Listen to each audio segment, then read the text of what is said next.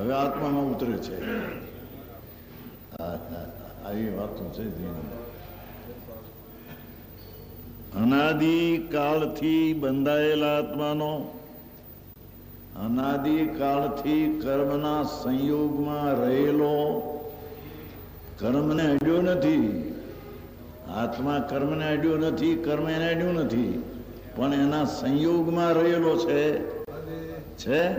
આનાથી કાળથી બંધાયેલા આત્માનો ઉદ્ગલ કર્મથી બંધાવા સ્પર્શવારૂપ અવસ્થાથી અનુભવ કરતા, એ કર્મના નિમિત્ત તરફના લક્ષથી જોતા, રાગદેશનો અનુભવ કરતા, તે કર્મનો સંબંધ છે એમ વ્યવહારથી ઉતાર છે, વ્યવહાર તરીકે છે.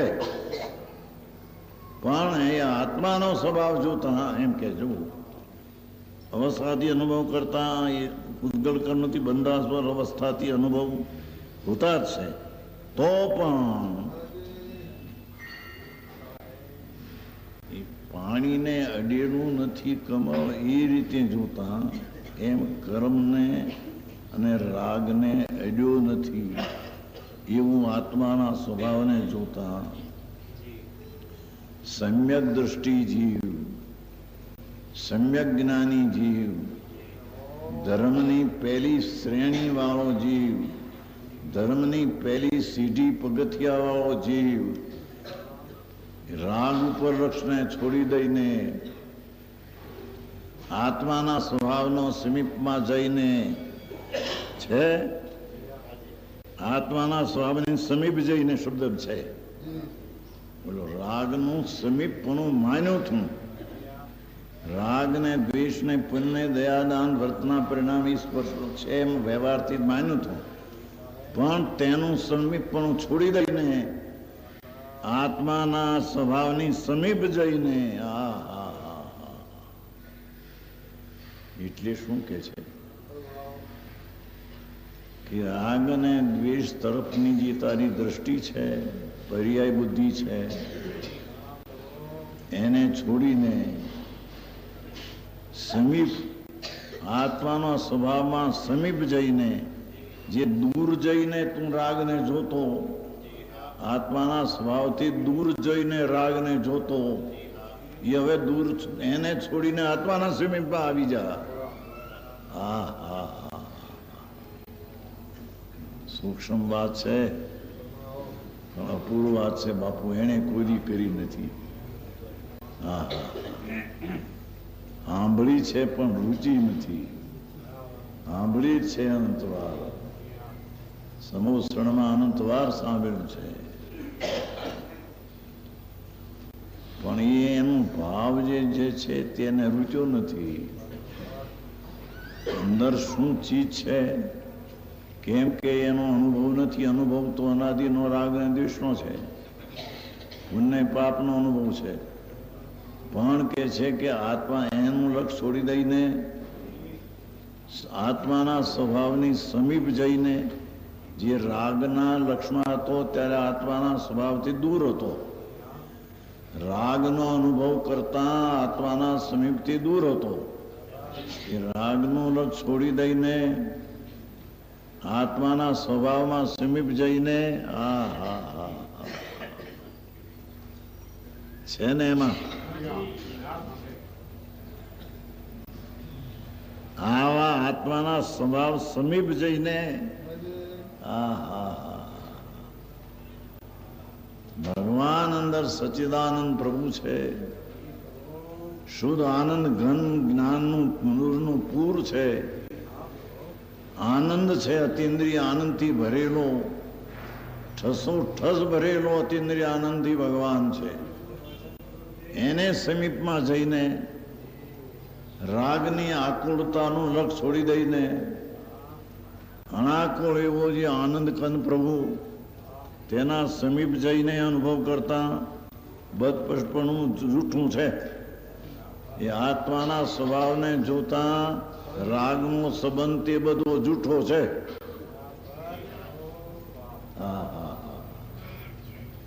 આવી વાત છે. રાગનો સંબંધ જોતા રાગનો સંબંધ છે, પણ સ્વભાવનો સંબંધ જોતા, સ્વભાવની સમિત દ્રષ્ટિ કરતા વાત નથી. આ તો ભાવની ઝીણી વાત છે બાપુ. આત્માજી અંદર શુદ્ધ ચૈતન મૂર્તિ ભગવાન છે. એને અંદર પુણ્ય પાપના વિકલ્પોના લક્ષમાંથી છૂટીને એનો સ્વભાવ છે તેના સમીપમાં એટલે દ્રષ્ટિ ત્યાં કરતા એ રાગ આદિ બધો જૂઠો છે. રાગ આદિ સ્વરૂપમાં છે. પુણ્ય પાપના બે પરિણામ જાતિ આત્માની જાતમાં છે નહીં. હા હા હા, આવી વાતો છે. 14મી ગાથા સમ્યક દર્શનની છે. સમ્યક દર્શનની ગાથા છે. પહેલો ધર્મ પહેલો શરૂઆતનો ધર્મ ભલેજી ચક્રવર્તીનો રાજ હોય, ગ્રસ્તાશ્રમમાં પડ્યો હોય, છતાં એને સમ્યક દર્શન થઈ શકે છે. પણ આ રીતે રાગના પુણ્યના પરિણામ હોવા છતાં તેની છતી પર્યાય દ્રષ્ટિ છે તેવું હોવા છતાં તેનું લક્ષ છોડી દઈને ત્રિકાળી જ્ઞાયક સ્વભાવના સમીપમાં જઈને રાગથી દૂર થઈને સ્વભાવમાં સમીપ જઈને અનુભવ કરતા એ રાગ ને પુનપાપ તે જૂઠા છે. એ આત્મામાં છે નહીં. હા હા, જેની વાત છે ભાઈ.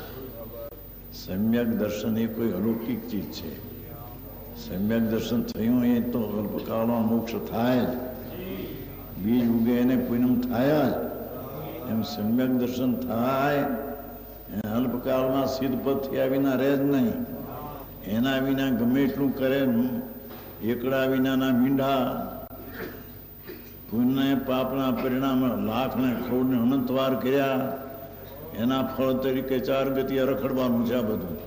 હા હા, ભલે પછી બહારની સામગ્રી અબજો રૂપિયાની દેખાય, અબજોના મકાન મહેલ દેખાય, એ બધી ધૂળ ધાણી છે. આ એના તરફનો રાગ છે એ પણ ધૂળ ધાણી છે એમ કે છે. એ રાગ એ ચીજ તો થઈ, એ તો બહાર રહી, એની તો અહીં વાત છે જ નહીં. અંતરમાં રાગ ને દ્વેષ થાય તેનો પર્યાય તરીકે જોઈએ તો છે. અવસ્થા તરીકે જોવે ને લક્ષ્ય દ્રવ્યનું ન કરે તો છે. એ છે અનાદિ સંસાર છે. અનાદિ સંસાર છે રખડવાનો. સંસાર નથી એમ નહીં. બ્રહ્મ સત્ય ને જગત મિથ્યા એમ જે કે છે એમ નહીં. આ આત્મા સચ છે ને રાગ આદિ નથી તે એમ નહીં. છે છતાં એક સમયની મુદત વાળો છે. એની દ્રષ્ટિ છોડીને આત્માના સ્વભાવના સમીપ જઈને અનુભવ કરતા બદપસ્પણું જૂઠું છે. રાગ આદિનો સંબંધ અને ભેદ એ ગુણગુણીનો ભેદ પણ જૂઠો છે. હા હા હા, ગાથા 14મી ગાથા એ સમ્યક દર્શનની ગાથા છે. અપૂર્વ વાત છે. સૂક્ષ્મ છે પણ અપૂર્વ છે. એને સાંભળવું મળવું એ પણ ભાગ્યશાળીને મળે છે. અને એની અંદરથી હા પડવી એ તો અલૌકિક પુરુષાર્થ છે. અને હા પડીને પછી હાલત થવી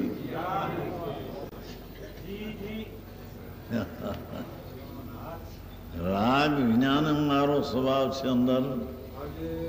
એની પહેલી હા પડીને પછી અંદર જાય ત્યારે હાલત થઈ જાય.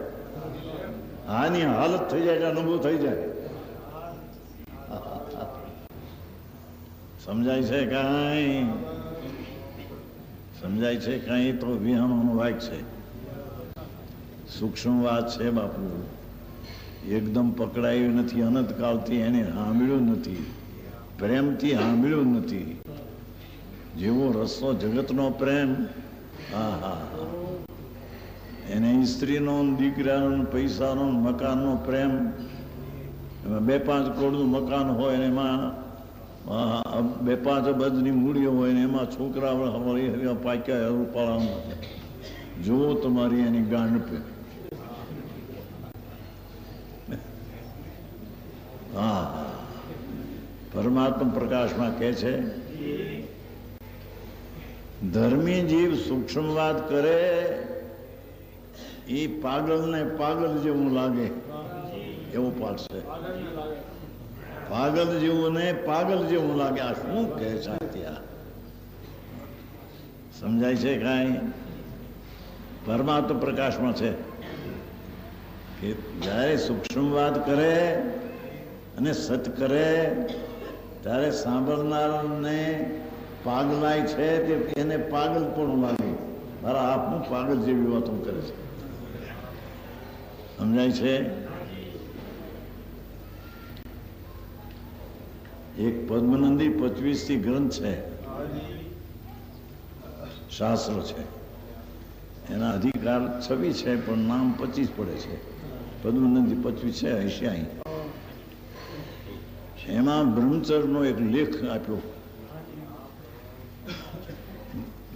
સંતોએ, પરમેશ્વરીમાં મુનિએ બ્રહ્મચર્યનો લેખ આપ્યો. બ્રહ્મ નામ આત્મા, એમાં સર્વના બ્રહ્મચર્ય. શરીરથી બ્રહ્મચર્ય પાડ્યું એ બ્રહ્મચર્ય નહીં. સ્ત્રીનો સંગારી કર્યો નહીં માટેથી બ્રહ્મચારી એ બ્રહ્મચારી નહીં. બહુ સૂક્ષ્મ વાત કરી છે કે શરીરથી તે સંગ ન કર્યો તે તો શરીરનો સ્વભાવ હતો, તે સંગ ન થયો. તે માન્યું કે મેં વિષય સેવો નથી પણ તે શરીરનો સ્વભાવ અડવાનો નહોતો માટે અડ્યો નથી. પછી કે બ્રહ્મ કોને કે હું બ્રહ્મચર્ય કે બ્રહ્મ નામ આત્મા, પૂર્ણાનંદ નું નાથ, એમાં સર્વનું નામ રમવું, એને બ્રહ્મચર્ય કહીએ. એ બ્રહ્મચર્યની વ્યાખ્યા ઘણી કરી, ઘણી ગાથાઓ છે. મારે તો બીજું કેવું છે કે એ બ્રહ્મચર્યની વ્યાખ્યા કરી ને પછી એમ મુનિરાજ બોલ્યા, પદ્મનંદી આચાર્ય, હે યુવાનો, મારી વાત તમને ન રૂચતી હોય, મારી વાત બ્રહ્મચર્યની જે હું કહું છું, બ્રહ્મનામ આત્મા, એમાં રમવું તે બ્રહ્મચર્ય. એકલો વિષય સેવવો હોય તો પાપ, પણ વિષય ન સેવતા શરીરથી બ્રહ્મચર્ય પાળે એ પણ એ ધર્મ નહીં. હા હા, ગજબ વાત છે. ત્યારે કે બ્રહ્મચર્ય કોને કહેવું કે આત્મા આનંદ સ્વરૂપ બ્રહ્મ છે, તેમાં ચરમું રમવું એના બ્રહ્મચર્ય. એ સૂક્ષ્મ વાત કરી પછી એમ કહ્યું મુનિરાજે, દિગંબર મુનિ હતા, એને એમ કહ્યું કે હે જુવાનો, તમને જે આ વિષયનો રસ હોય અને હું આવી વાતો કરું એ તમને કદાચિત ન ગમે, પ્રભુ માફ કરજે, એમ કીધું છે. જેઠાલાલભાઈ, મુનિરાજ એમ કે છે કે ભાઈ માફ કરજે, મારી પાસેથી શું તું લેવા માંગી છે? મારી પાસે છે એ પછી આપણને લઈ છે, તું બીજું તું મારી પાસે છે નહીં અહીં.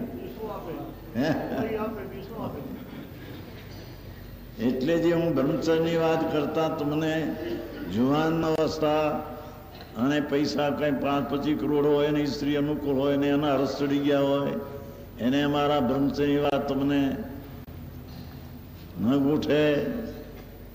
મુનિરાજ એમ કે છે, પદ્મનંદી આચાર્ય એમ કે છે, પ્રભુ માફ કરજે, મારી પાસે બીજી શું આશા રાખીશ? હા હા હા,